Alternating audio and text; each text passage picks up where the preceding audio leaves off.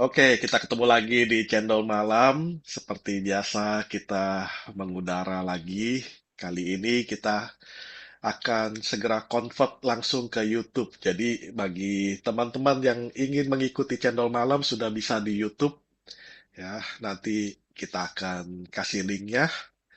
Oke, hari ini kita akan membahas satu tema yaitu sampai kapan kau terus lupakan aku Tuhan. Ini refleksi dari Mazmur 13.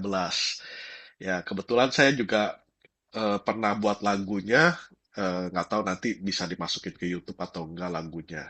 Nah, kita sudah kedatangan dua orang, yaitu Pak Dikson dan Pak Yopi. Oke, kita akan mulai cendol malam kita. Silakan Pak Dikson untuk buka di dalam doa. Bapak yang baik dalam Tuhan Yesus, kami berterima kasih untuk anugerah demi anugerah yang membuat kami boleh terpelihara hingga sampai malam ini.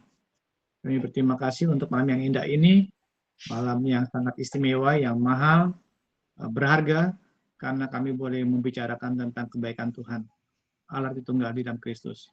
Tuhan urapi kami, lidah mulut kami, pikiran kami, hati kami, supaya sungguh-sungguh ada di dalam kedaulatan Allah. Dan Yesus kami mengucap syukur dan berdoa haleluya. Amin. Amin. Duh, maaf ya, lagi flu. Aduh. Nah, eh, kalau kita baca Alkitab, Mazmur 13 ini adalah salah satu dari Mazmur ratapan, di mana Daud itu bergumul berat sehingga keluarlah eh, Mazmur ini. Kalau Mazmur kita tahu adalah buku pujian, ya. Jadi ini bisa dinyanyikan. Makanya saya pernah bikin lagu dari Mazmur 13 ini. Oke, sebentar ya. Oke, jadi kita akan refleksi dari eh, Mazmur ini, bagaimana Daud itu bergumul dan bagaimana menang atas pergumulannya. Oke, silakan Pak Riksan duluan ya. Siap. Bapak Ibu teman-teman yang nanti yang akan menonton rekamannya, saya sudah menyiapkan sebatas kemampuan saya, tentunya dalam waktu yang tidak banyak. Jadi nanti saya akan membuat Bapak Ibu teman-teman dua termin.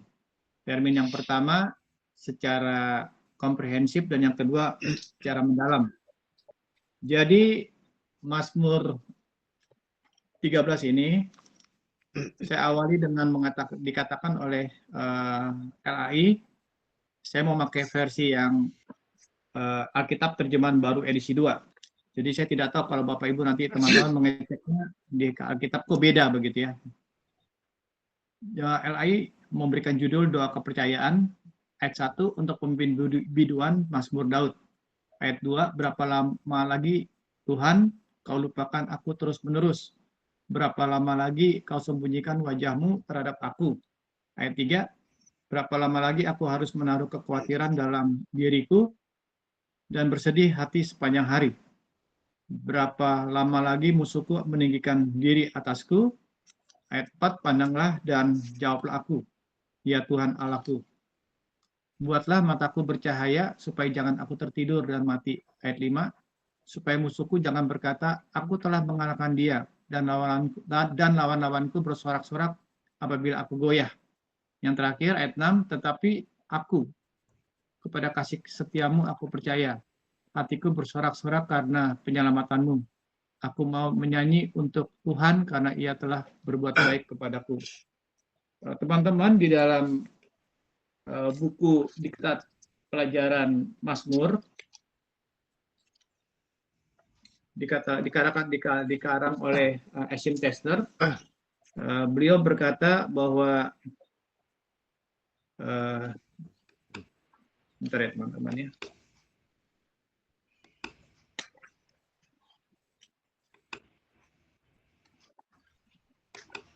Bahwa dikatakan bahwa kalau isi teologis kitab Mazmur diperhatikan dapat dikatakan bahwa tidak ada satu peristiwa pun yang penting dalam sejarah keselamatan yang tidak disebut dalam kitab Mazmur. Dan dengan jelas dikatakan bahwa semua orang telah berdosa dan bahwa tanpa pengampunan dosa tidak ada kebahagiaan bagi manusia dan bahwa orang saleh harus hidup menurut firman Tuhan. Itu kata Esim Pesner. Lalu kata John Balchin di dalam Intisari Alkitab Perjanjian Lama, beliau mengatakan bahwa sedemikian jauh masalah yang sering dibawa oleh pemazmur kepada Allah ialah tantangan dari musuh-musuh mereka. Ini kadang-kadang berarti musuh bangsa Israel. Itu yang pertama, penafsirannya. Raja-raja dan bangsa-bangsa lain yang mengancam umat Allah. Yang ini yang kedua, seringkali mereka adalah musuh pribadi. Jadi Daud punya musuh pribadi, apa itu? Dalam bentuk ambisi, iri hati, dan kebencian yang ingin membinasakan pemazmur. Lalu dikatakan bahwa Allah akan menjawab. Jadi karena mereka sungguh percaya, doa-doa yang dimulai dengan cerita sedih seringkali berakhir dengan pujian kepada Dia yang mereka ketahui akan bertindak untuk menyelamatkan mereka. Itu saya perlu kasih tahu teman-teman ya, Bapak Ibu, apa namanya, introduksinya supaya kita bisa melihat ini Mazmur ini ngapain sih begitu ya, sampai kayaknya tuh bahasanya tuh nggak nyambung dengan kehidupan orang Indonesia. Puji dalam Tuhan, saya punya persiapan untuk mengerti pergumulan Daud ini. Itu ada istilah ini dari seorang dosen teologi yang mengatakan di dalam Zoom yang saya ikuti, singkatnya beliau mengajarkan bahwa kata paradoks, ya saya garis bawah ya teman-teman ya, kata paradoks itu sangat penting untuk mengerti kebenaran-kebenaran dalam Alkitab. Saya ulangi, kata paradoks sangat penting untuk kita mengerti kebenaran-kebenaran Alkitab. Jadi dosen ini mengatakan bahwa Paulus memegang keduanya sekaligus tentang masalah konsep already atau yet, sudah, dan not yet atau belum. Jadi Rasul Paulus berkata, maksudnya memberikan suatu prinsip pada kita bahwa Paulus memegang kedua-duanya sekaligus, sudah dikerjakan dalam Tuhan Yesus Kristus, tetapi belum selesai semuanya. Rasul Paulus memegang kedua-duanya tentang sudah dan belum itu sekaligus, sudah dikerjakan dalam Tuhan Yesus Kristus, tetapi belum selesai semuanya. Jadi Bapak Ibu teman-teman, paradoks ini adalah sepertinya bertentangan, padahal tidak demikian, malah saling mendukung satu sama lain. Tapi juga ini yang sangat penting kuncinya, kita tidak boleh menitik beratkan pada satu kebenaran saja. Jadi harus balance ya. Kalau enggak nanti ngejumplak. Ini perlu kita pahami di dalam Mazmur 13 ini untuk kita mau bisa memahami Bapak Ibu teman-teman bahwa Daud di dalam pergumulannya, jadi di dalam Alkitab yang saya pegang sekarang ini ya, Daud di dalam pergumulannya itu ayat 2 dan ketiga sampai 4 kali dikatakan bahwa berapa lama lagi Tuhan. Lalu 2b, berapa lama lagi. Yang kedua, yang ketiga ayat 3, berapa lama lagi. Dan yang terakhir ayat 3c mungkin ya istilahnya saya, berapa lama lagi. Jadi di sini kita perlu memasukkan paradoks ini, Bapak Ibu teman-teman yang nanti menonton rekamannya, bahwa kita jangan terpaku kepada pergumulannya Raja Daud ya. Tapi kita masuk kepada konsep Raja Rasul Paulus di dalam Perjanjian Baru, sehingga kita bisa sedikit dibukakan, maksud saya dibukakan, sehingga kita bisa semakin bukan hanya mengerti, tetapi bisa menyelami Daud yang belum mendapatkan Mesias di dalam Kristus. Kalau kita kan sudah, jadi kita bisa menikmati begitu loh paradoks ini. Tetapi kalau Daud, dia mungkin terkungkungi tanda kutip ya, jadi dia nggak melihat benang merahnya kepada kita. Seperti kita tahu teologi reform Bapak Ibu, kalau Perjanjian Lama melihat kepada salib Kristus, tetapi kalau kita orang-orang Perjanjian Baru melihat ke belakang kepada salib Kristus. Itu yang saya maksud daripada paradoks itu. Jadi Bapak Ibu teman-teman, di sini dikatakan bahwa pemazmur merasa muram dan kehilangan semangat. Maksudnya Daud ya. Daud sedang dalam kesulitan besar, namun dia merasa bahwa Allah tidak hadir. Ini penting ya Bapak Ibu ya, saya highlight ya, kata merasa ya. Seorang hamba Tuhan berkata bahwa kita tidak boleh pakai perasaan, harus pakai iman. Jadi dia merasa bahwa Allah tidak hadir dan tidak bersedia untuk memberikan pertolongan praktis. Benarkah demikian? Nanti kita akan jawab di dalam diskusi bertiga. Perhatikan khusus untuk dua pelajaran penting bahwa doa orang benar mungkin tidak langsung dijawab karena Allah tampaknya tidak memperhatikan seruan kita. Perasaan ditinggalkan olehnya mungkin terjadi pada saat sakit, kebutuhan keuangan, atau persoalan besar, mungkin melibatkan keluarga, pekerjaan, atau gereja. Pada saat demikian kita harus berdoa memohon Roh Kudus memberikan kita kepastian bahwa kita masih akan bersukacita di dalam keselamatan Allah. Itu ayat 6 dan 7. Dan yang kedua, jikalau kita sungguh-sungguh mencari pertolongan Allah melalui iman sejati dalam Yesus Kristus, maka penundaan Allah tidak berarti bahwa kita telah ditinggalkan olehnya. Allah mungkin bahkan merencanakan untuk melaksanakan suatu maksud yang tidak kelihatan dalam kehidupan kita. Bandingkan 2 Korintus 12 ayat 7 sampai 10, Ibrani pasal 12 ayat 10 sampai 11, Yakobus 1 ayat 2 sampai 4, dan terakhir 1 Petrus 1 ayat 6 7. Jadi Bapak Ibu yang kasih dalam Tuhan, itu saya belum mendalami ya, itu masih dalam bentuk frame-nya ya. Jadi di sini Paulus benar-benar dia mengalami stres sekali, dan tetapi dia mengungkapkan perasaannya kepada Tuhan dan menemukan kekuatan. Itu pada ayat yang pertama. Dan pada akhir doanya ayat 2 dan 3 itu dia dapat dia dapat mengekspresikan pengharapan dan juga percaya kepada Tuhan. Yang terakhir, sebelum masuk ke box Yopi, melalui doa kita dapat mengekspresikan perasaan kita, perasaan kecewa kita, dan berbicara tentang masalah-masalah kita, problem-problem kita kepada Tuhan. Kita harus meyakini bahwa Allah sanggup membuat suatu perspektif yang benar, yang baru maksudnya, dan memberikan kita damainya. Demikian, Pak Robert. Oke, silakan Pak Yopi kalau mau duluan boleh.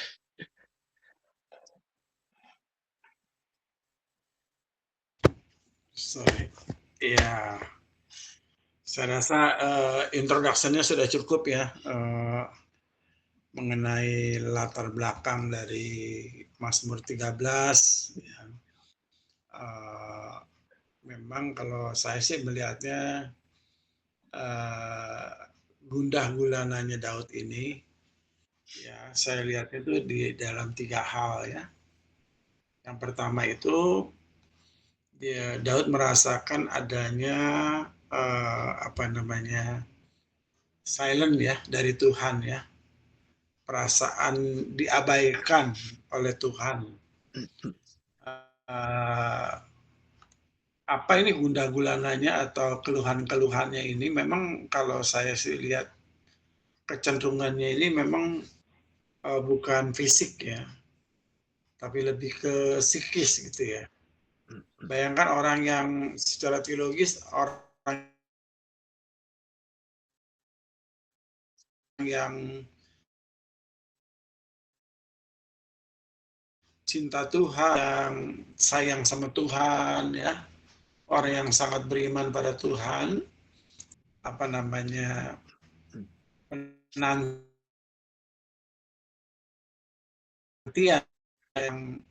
yang dia merasakan kok lama sekali ya.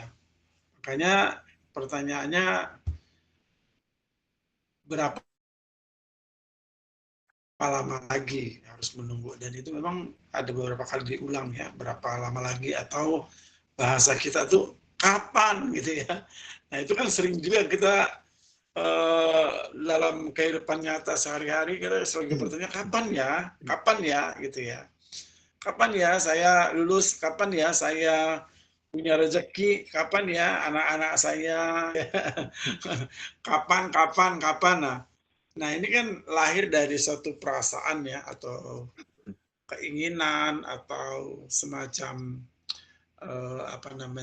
kerinduan ya, atau harapan ya, tapi kok belum juga terjadi gitu. Makanya kapan ya, di sini berapa lama lagi gitu kan, kalau istilah kita kapan lagi gitu kan. Nah memang Daud pernah ya mengalami secara fisik sih, dia mengalami bagaimana dia dikejar-kejar Saul misalnya, atau oleh anaknya sendiri dia mengalami pengembaraan ya, pelarian, ya kesusahan, kesulitan dan sebagainya ya. Tapi fisik itu tidak terlalu ya, tapi lebih kepada harapannya kepada Tuhan. Kenapa hal-hal ini terjadi begitu? Kalau kita lihat selanjutnya, memang tadi seperti yang Pak Iksan bilang, dari harapan muncul suatu dari doa ya. Ayat selanjutnya itu kan menjadi doa dari harapan yang seperti kosong, dari harapan yang penuh penantian, harapan yang bagaimana ini bisa terjadi begitu, dan dia mengalami restorasi gitu. Saya rasa juga dalam hidup kita ya, saudara-saudara sekalian, dalam menanti harapan atau menunggu itu, pada waktu kita terus beriman ya, bersandar kepada Tuhan seperti Daud, maka lamanya penantian itu merestorasi kita ya. Lamanya penantian itu memimpin kita kepada iman, penyerahan total kepada Tuhan, dan itu merestorasi ya, itu memperbaiki ataupun itu menolong Daud ya. Saya rasa juga kita juga seperti itu ya, bahwa kejadian atau penantian, menunggu atau harapan yang lama tidak kunjung tiba itu membuat kita lebih dekat ya, lebih bersandar lagi kepada Tuhan. Kenyataannya memang belum terjadi, tapi iman kita mengatakan itu pasti, karena janji Tuhan itu pasti terjadi ya. Cuman memang kapannya itu adalah waktunya Tuhan, ya, bukan kapan waktunya kita. Nah ini yang seringkali dalam hidup kita membuat kita tuh goyah kadang-kala ya. Karena kita maunya tuh harapannya itu atau kapannya itu adalah waktunya kita. Tapi ternyata memang kita harus lebih beriman, biarlah waktu Tuhan yang jadi. Dari saya itu aja kali, Bet ya, Pak Arikson ya. Oke, nah kalau dari saya memang ini sebenarnya ya Mazmur yang sangat manusiawi. Dalam artian mungkin sebagian orang Kristen itu ketika bergumul, berdoa tanpa adanya melihat jawaban dari Tuhan, mereka kan terus bertanya, ini Tuhan kemana sih? Apa Tuhan lupa sama saya? Berapa lama lagi saya harus bergumul? Berapa lama lagi harus saya menderita? Dan ini terlihat dari Mazmur 13 ini, setidaknya ada 4 kata berapa lama lagi. Artinya ini adalah satu pergumulan Daud di mana dia cukup lama berdoa, mungkin ya nggak cuma 1-2 hari, dan cukup lama seolah-olah juga Tuhan itu diam, Tuhan itu tidak bertindak, tidak ada perubahan. Dan ini yang seringkali kan oleh jemaat tuh merasa saya udah doa terus beriman, tapi kok tidak ada perubahan. Ya nggak tahu ya pergumulannya apa aja, kan bisa misalnya pergumulan terhadap suami yang belum mau percaya sama Tuhan, pergumulan hidup, masalah ekonomi nggak selesai-selesai, pergumulan pekerjaan dan lain-lain. Dan mungkin ya kita terlalu sering dicekokin, kamu harus beriman, kamu harus percaya sama Tuhan. Ya, Tuhan pasti tolong, Tuhan pasti sanggup untuk menolong kita dan lain-lain. Tapi kenyataannya, berapa banyak orang yang berdoa tidak ada jawaban. Nah, inilah yang mungkin di ayat yang kedua, kalau di versi bahasa Indonesia itu ayat kedua, berapa lama lagi Tuhan kau lupakan aku terus-menerus. Nah, waktu saya ciptakan lagu dari Mazmur 13 ini, saya kasih dengar beberapa orang, termasuk majelis, respon mereka apa? Ada yang bisa tebak? Langsung mereka bilang, tidak pernah Tuhan itu lupakan kita. Itu salah itu doktrinnya. Dari mana ayat itu? Sesat kamu. Kebanyakan saya dikatain seperti itu. Saya dengan tenang buka Alkitab dari handphone. Ini loh, saya ambil dari Mazmur 13. Judul lagu saya juga Mazmur 13. Ini loh, Daud sendiri bilang, berapa lama lagi Tuhan kau lupakan aku terus-menerus. Memang secara doktrin di otak kita selalu bilang, Tuhan gak mungkin lupakan kita. Ya kan? Dan itu ya jadi satu kebenaran kan. Memang Tuhan tidak pernah lupakan kita. Tapi jangan lupa, kalau dilihat dari sisi manusiawi, Daud juga seorang manusia, melihat Tuhan tidak memberikan tanda-tanda pun, dia akan merasa Tuhan itu meninggalkan dia, melupakan dia. Nah, itulah yang sebenarnya yang membuat saya menulis lagu ini juga waktu saya dapat pergumulan yang cukup berat dan cukup lama. Tuhan itu seperti diam. Terus dalam satu saat itu saya mau berdoa. Seperti biasa saya mau buka Alkitab. Saya bukanya sembarangan. Sebenarnya ya. Ngaku dosa dulu. Sebenarnya bukanya sembarangan. Pas buka, Mazmur 13.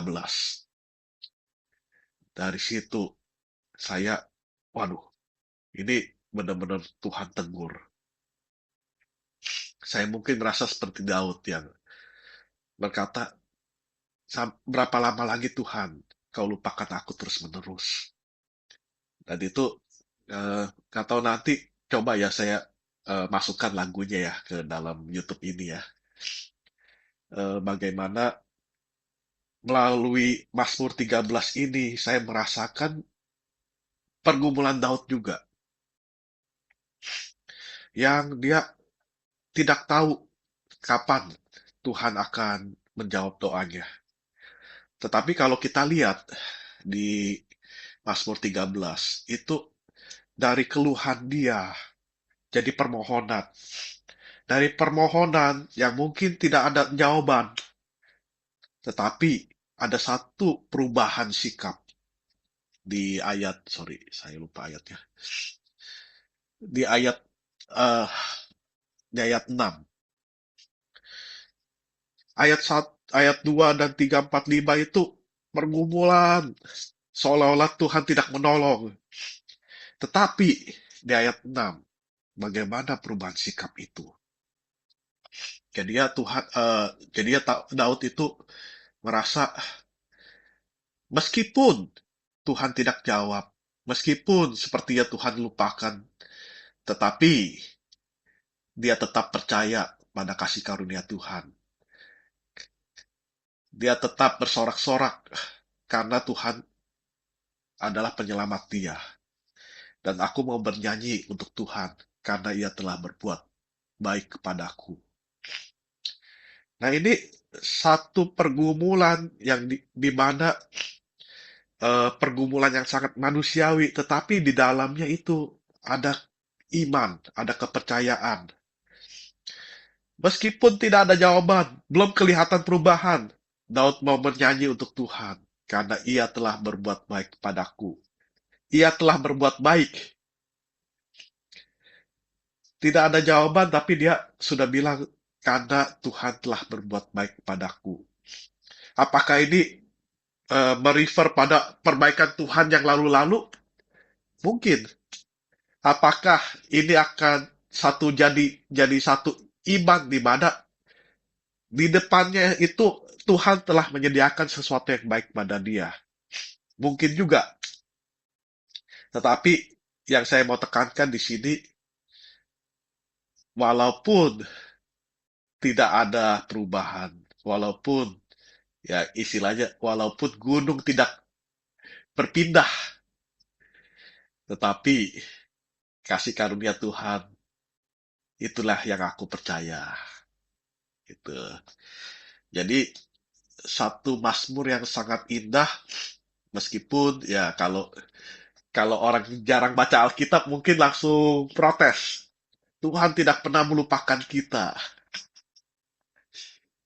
Padahal yang saya kasih lagu ini orang-orang aktivis, majelis, kayaknya mereka nggak baca Mazmur 13. Kayaknya. Tuh. Oke, silakan untuk komentar Pak Yopi, Pak Ya, Rikson. saya mau masuk ke termin yang kedua seperti saya janjikan tadi. Jadi saya hampir mirip sama analisanya dengan Pak Robert bahwa Tuhan tidak melupakan Anda. Tuhan tidak melupakan Anda. Pemazmur mengalami tekanan penderitaan begitu berat. Begitu berat, begitu hebat.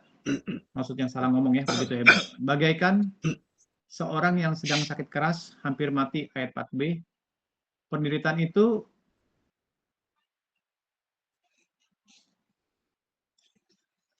teman-temannya saya lagi cari Alkitab saya di mana begitu ya.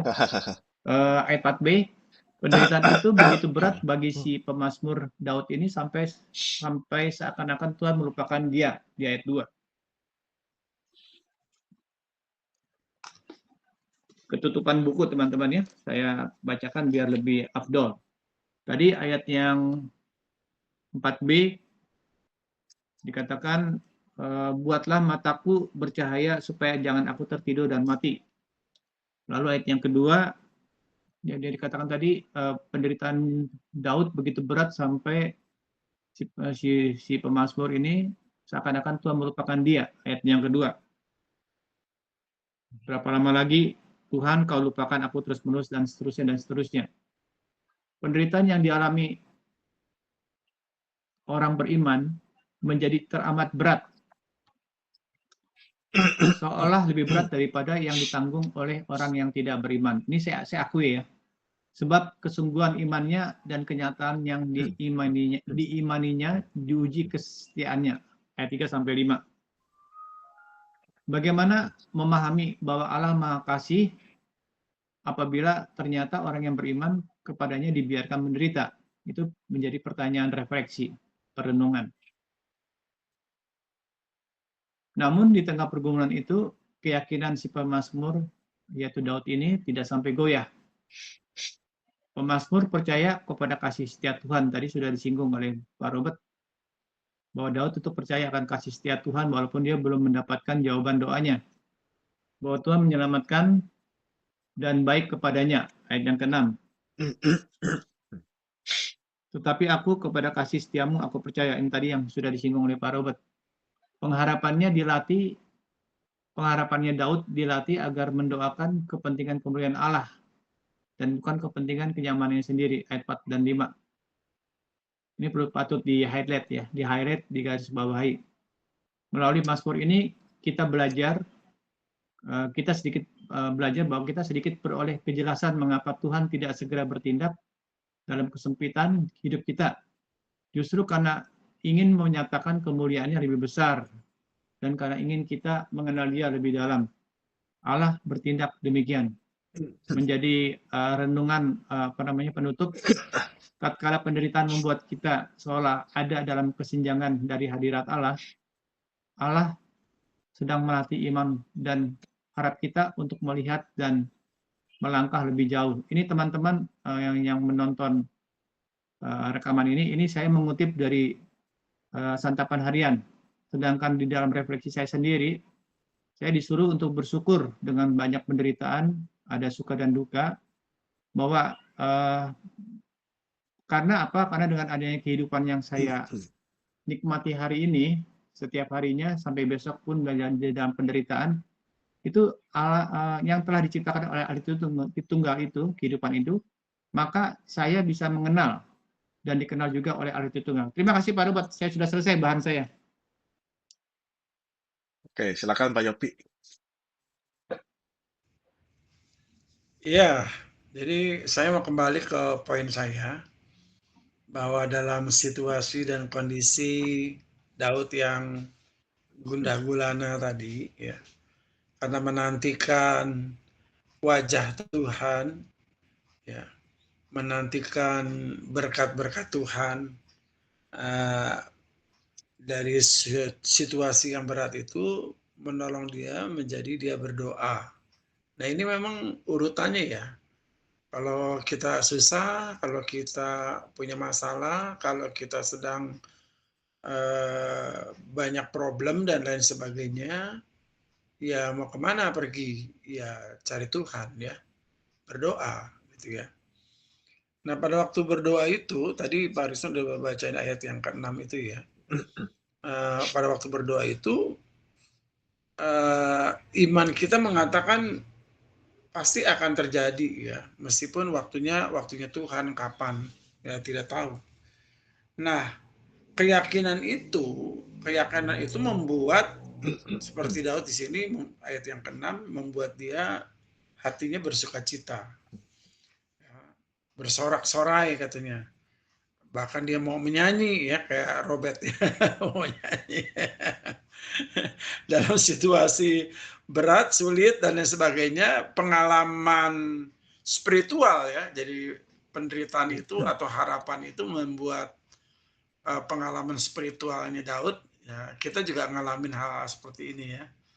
Nah, akhirnya ya bersukacita ya, berdoa, lalu menyanyi ya, bersorak-sorai seperti Daud bilang, hatiku bersorak-sorai karena penyelamatanmu. Aku menyanyi, ya aku mau menyanyi untuk Tuhan karena ia berbuat baik kepadaku. Nah ini Mazmur 13 ini memang bagus ya buat para penonton kita semua ya, bahwa tidak selalu kita berada di bawah. Suatu ketika Tuhan juga ingat kita ya. Ada waktu ada di atas ya. Nah, pada waktu kita di atas jangan lupa bahwa nanti kita bisa turun juga gitu. Tapi ya semuanya tidak usah khawatir ya, karena yang kita percaya adalah Tuhan yang mampu ya menolong kita, menghibur kita dan memberikan kekuatan kepada kita.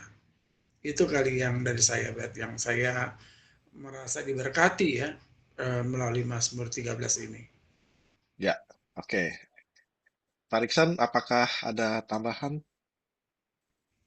Saya rasa cukup ya. Jadi artinya perlindungan malam ini intinya bahwa kita sangat dibantu oleh pengajaran paradoks ini bahwa Allah itu sebagian sudah mengerjakan tetapi belum selesai. Nah, ini jangan terlalu di apa ya, ditekankan yang belum selesainya, seolah-olah tuh Allah itu tidak hadir di dalam setiap pergumulan kita, hanya hadir yang sudah 50%-nya itu, yang setengahnya itu di dalam suka kita, ya sukacita kita. Tapi sepertinya Allah itu bla bla bla bla bla. Ini Allah jadi bingung ya, jadi bukan nangis ya. Allah mengeritkan dahinya. Ini kok anak gue begini gitu. Demikian intermezzonya Pak Robert. Ya, kalau kalau seperti itu kan memang banyak orang Kristen yang seperti itu kan. Gitu. Eh, Justru saya lihat ya, kadang eh ya nggak ada salahnya kita berdoa seperti Daud ini. Seolah apa komplain sama Tuhan. Kenapa kau lupakan aku?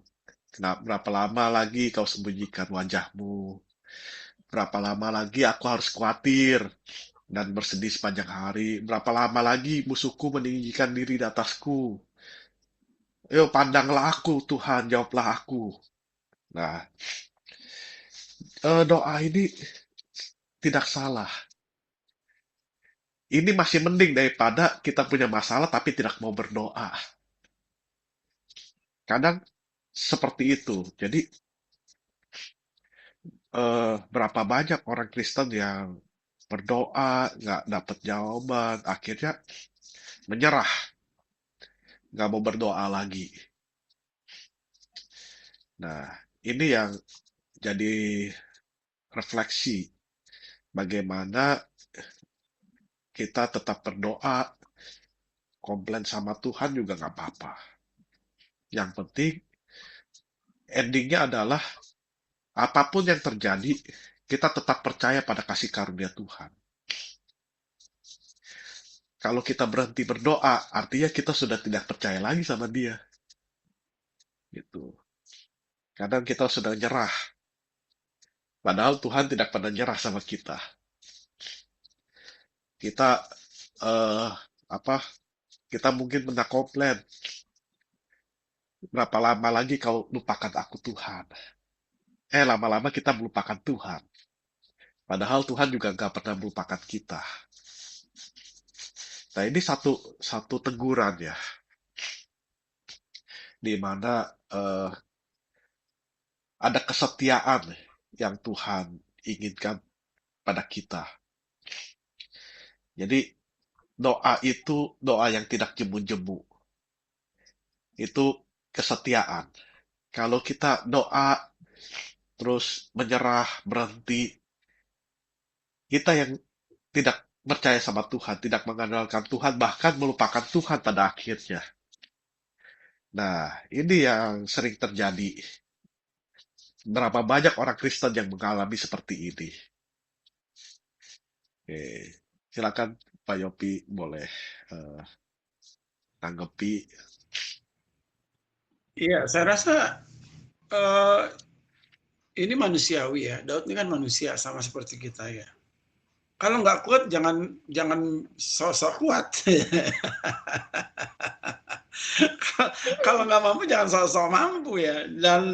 Dan apa nggak salah ya kalau kita bilang Tuhan ya saya nggak kuat, Tuhan saya nggak mampu, Tuhan saya sedih, Tuhan saya mengalami apa kesusahan, kesulitan. Jangan selalu mengatakan, oh ikut Tuhan itu semuanya beres, ikut Tuhan itu nggak bisa sedih, ikut Tuhan itu nggak susah, ya bahagia melulu gitu ya. Kalau doanya Itu belum kan dijawab, berarti belum punya iman. iya, itu kan bohong sekali ya. Daud seorang yang hebat seperti ini ya, yang mengatakan apa lebih baik 1 hari di pelataran Bait Allah daripada 1000 hari di tempat yang lain, itu bukan omon-omon ya. Daud yang hebat, Daud yang luar biasa. Tapi di sisi lain Daud adalah sama seperti kita ya. Ya khawatir, tadi ada disebutkan tuh ya di ayat berapa tadi ya, khawatir. Nah ini kan manusiawi banget gitu. Ya kita justru Tuhan tuh mau kita tuh jujur di mata Tuhan ya. Kalau kita rasa menangis ya menangis, sedih ya sedih, nggak sanggup ya nggak sanggup. Tanya Tuhan nggak hadir tuh ya silakan ya. Tuhan tuh kita jangan berpikir Tuhan tuh nggak boleh dikritik. Tuhan tuh jangan dipertanyakan gitu ya. Wah tuh pokoknya Tuhan itu nggak boleh di apa bukan disalah-salahin ya. Ya, Nggak boleh pokoknya mempertanyakan Tuhan.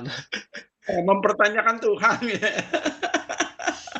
Tanya boleh, Tuhan kenapa sih doa saya belum dijawab? Tuhan kenapa sih ya bisnis saya ini kok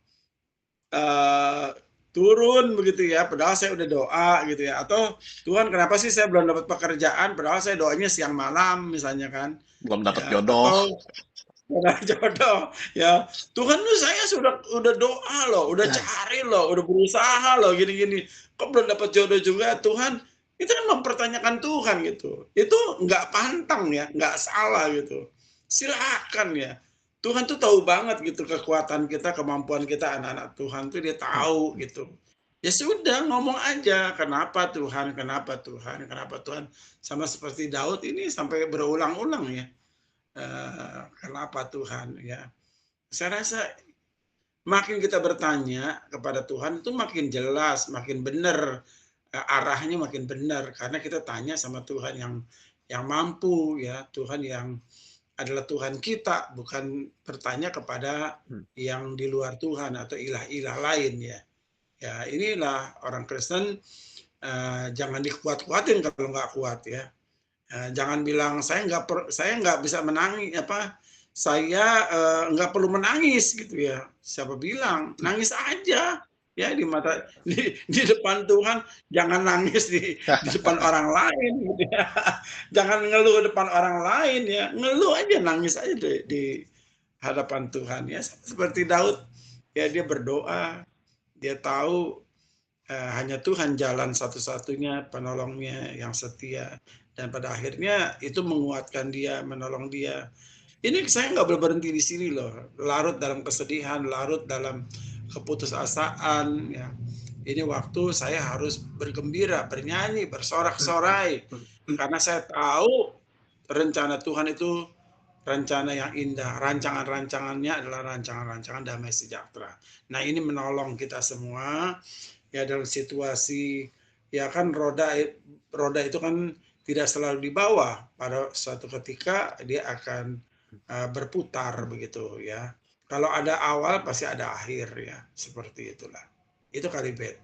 Oke, paling penjelasannya sudah sangat lengkap. Silakan Pak Yopi menutup. Ya, kita berdoa ya. Ya. Tuhan Allah Bapa kami yang di surga, hari ini kami belajar melalui hamba-Mu Daud, jujur di hadapan-Mu ya Tuhan, bukan karena dia nabi, dia orang yang cinta Tuhan dan dekat dengan Tuhan, lalu dia menutupi kekurangannya, kelemahannya, kekhawatirannya, tangisannya, air matanya, keluh kesahnya, dan pertanyaan-pertanyaannya, mengapa Tuhan bersembunyi atau Tuhan tidak segera bertindak seperti apa yang diharapkannya. Justru kami melihat sisi manusia Daud adalah juga sisi manusia kami. Kami pun seringkali bertanya, mengapa Tuhan, kami sudah berdoa, kami sudah beriman, kami sudah lakukan ini itu, belum seperti yang kami harapkan. Di sini kami belajar dengan jelas bahwa waktu kami bukanlah waktu Tuhan. Dan waktu Tuhan adalah waktu yang tepat untuk kami. Dan pada waktu itulah kami bersyukur dan tahu bahwa Tuhan tidak pernah tinggalkan kami. Tuhan tidak pernah abaikan kami. Dan pada waktu itulah kami tahu rencanamu itu indah. Seperti yang juga terjadi pada hamba-Mu Daud. Ia bisa menyanyi bersorak-sorai bagi Tuhan. Dan biarlah hati kami pun demikian. Jika ada di antara kami ya Tuhan yang selama ini kami sedang menanti, menunggu, seolah-olah Tuhan bersembunyi, seolah-olah belum ada jawaban. Namun hari ini kami belajar, pada akhirnya Tuhan muncul, Tuhan bertindak, Tuhan berbuat sesuai dengan waktu Tuhan. Sungguh Tuhan kami adalah Tuhan yang ajaib, Tuhan yang luar biasa, Tuhan yang mengerti, dan Tuhan yang tahu apa yang terbaik untuk anak-anak. Berkati saudara-saudara kami ya Tuhan yang melihat channel ini. Berkati mereka, mungkin mereka juga punya pengalaman yang terjadi seperti Daud ataupun seperti kami. Tuhan jamah mereka, Tuhan tolong mereka, Tuhan berkati mereka. Ada mungkin yang sakit saat ini ya Tuhan, yang juga menanti untuk kesembuhan. Tuhan jamah sembuhkan dia ya Tuhan. Atau ada yang butuh pekerjaan, Tuhan menolong, membuka ladang-ladang yang luas untuknya. Terima kasih Bapa untuk malam hari ini. Segala kemuliaan bagi Tuhan. Di dalam nama Tuhan kami, Yesus Kristus, kami sudah berdoa. Amin. Amin. Oke, terima kasih Pak Yopi, terima kasih Pak Riksen. Untuk lagunya mungkin saya masukkan ke YouTube, yang di YouTube ini atau nanti terpisah, kita lihat nanti ya. Oke, sampai jumpa lagi di channel malam berikutnya. Bye-bye. Bye. Bye.